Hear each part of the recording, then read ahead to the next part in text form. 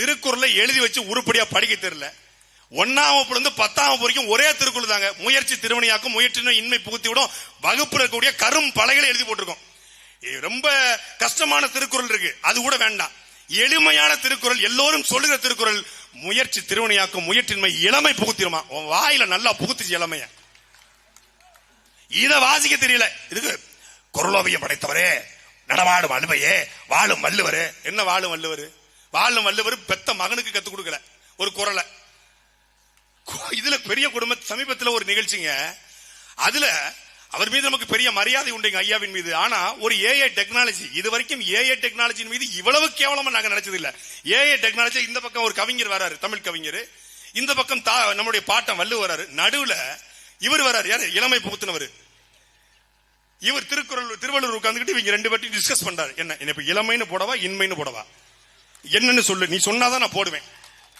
அப்ப அவர் இன்மைன்னு எழுதும் போது இவர் தான் அந்த எழுத்தாணியை பிடிச்சு இளமைன்னு மாத்தி விடுறாரு. டேய், கால கொடுமடா, கால கொடுமை. தமிழ்நாடு யார்கிட்ட சிக்கிட்டு இருக்கு பாருங்க. இந்த நிலத்தின் உரிமைக்காக மண்ணை மீட்க, மக்களை காக்க போராடுகிற தலைவன்ட்ட அதிகாரம் சிக்காம, என்ன வரலாறு தெரியாத, மொழிப்பட்டு கிடையாத, இனப்பட்டு கிடையாத, எதுவும் தெரியாத தலைவர்கிட்ட மாட்டிக்கிட்டு வரலாறு திருத்துறான் பாருங்க. வரலாறு திருத்துறான். சாகும் தருவாயில கர்ம வீரர் காமராஜர் கருணாநிதி கையை பிடிச்சுக்கிட்டு, நாட்டையும் ஜனநாயகத்தையும் நீங்க தான் காப்பாற்றணும். என்ன பண்றது, செருப்பெல்லாம் பிஞ்சா தூர போட்டுறோம். அது பத்திரமா பத்திரப்படுத்தி வைக்க வேண்டியிருக்கு. காமராஜருக்கு ஏசி போட்டு கொடுத்தாரு. எதனால போட்டு கொடுத்தாரு? அவருக்கு ஏசி போட்டா உடம்பு அலர்ஜி ஆயிரும். காமராஜருக்காகவே ஏசி போட்டிருக்கீங்களா, அப்ப உங்களுக்காக நீ எதெல்லாம் போட்டிருப்பீங்க? நான் என்ன கேட்கிறேன்னா, காமராஜர் எதிர்கட்சி தலைவர், ஸ்தாபன காங்கிரஸ் இருந்தவர்.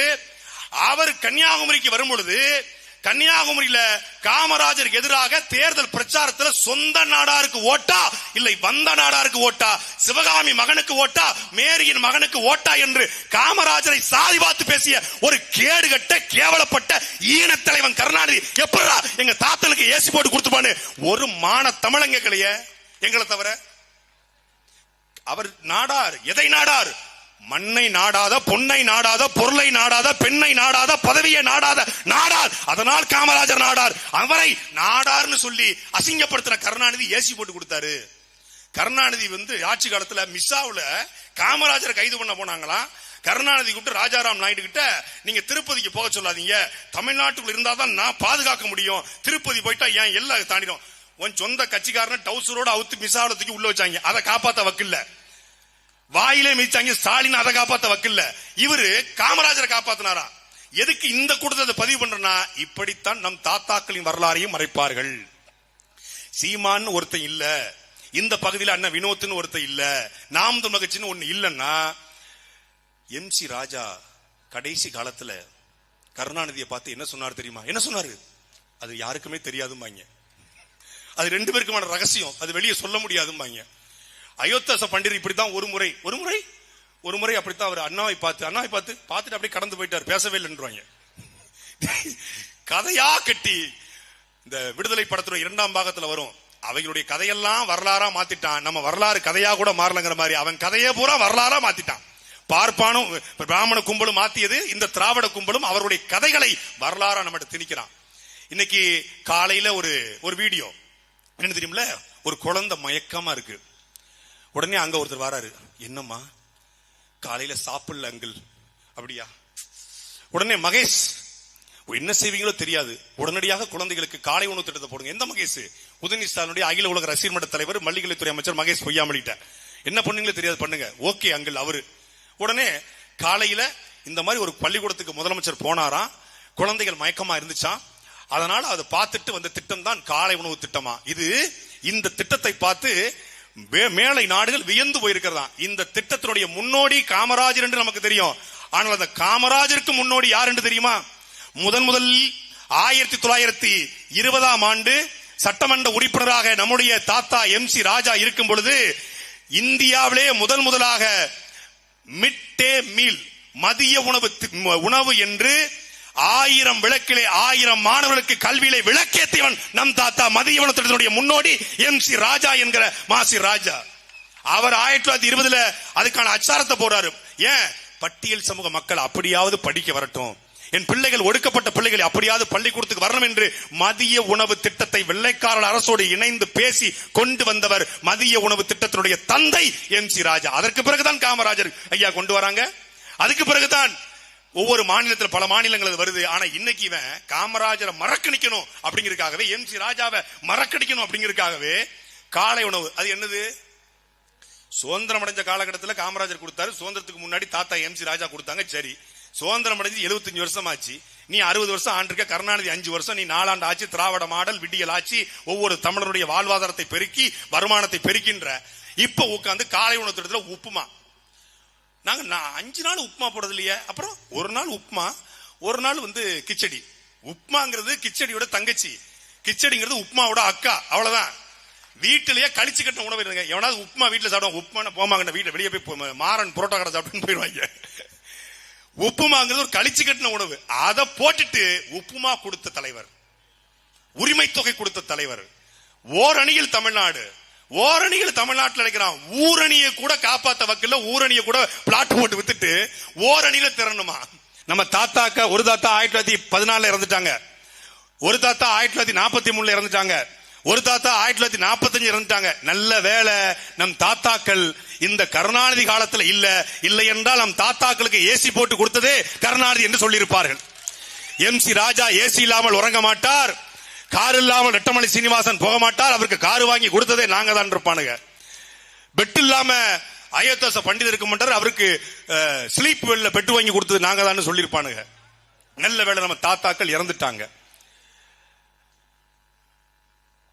வரலாற்றை எப்படியெல்லாம் மறைக்கலாம், வரலாற்றை எப்படியெல்லாம் உருவாக்கலாம் அப்படின்னு ஒண்ணு இருக்கு. ஆனா வரலாற்றை எப்படியெல்லாம் மறைக்கலாம் அப்படிங்கறத இந்த திருட்டு திராவிட கும்பல் இருந்து கத்துக்கணும். அவர்களை பாராட்டினால், அவர்களை ஆதரித்தால், அவர்களோடு இருந்து சமரசம் செய்து அவர்களோடு கலந்து போனால் வரலாற்றை உருவாக்குவான். அவர்களுக்கு எதிர்த்து நின்றால் வரலாற்றை மறைப்பான். நீதி கட்சியினுடைய முதல் சட்டமன்ற உறுப்பினர் யாரு? நீதி கட்சியினுடைய இந்தியாவிலேயே முதல் பட்டியல் சமூகத்தினுடைய சட்டமன்ற உறுப்பினர் நம் தாத்தா MC ராஜா. வரலாறு இருக்கா? வரலாறு இருக்கா? இல்ல. ஏன் வரலாறு இல்ல?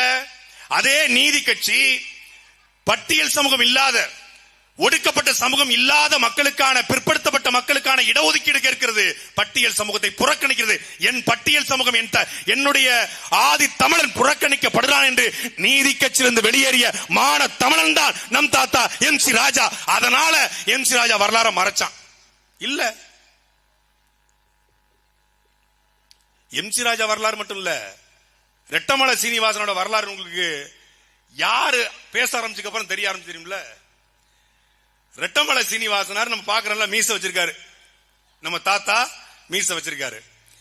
2018 திருநெல்வேலியில அம்பாசமுத்திரம் சட்டமன்ற தொகுதியில ரெட்டமலை சீனிவாசனா நினைவேந்தல் பொதுக்கூட்டம் அப்படின்னு அனுமதி கேட்டு நாம் தமிழர் கட்சியினுடைய அந்த பொறுப்பாளர் அண்ணன் செல்வம் அவர்கள் காவல்துறையில புகார் ஒரு மனு கொடுக்குறாங்க.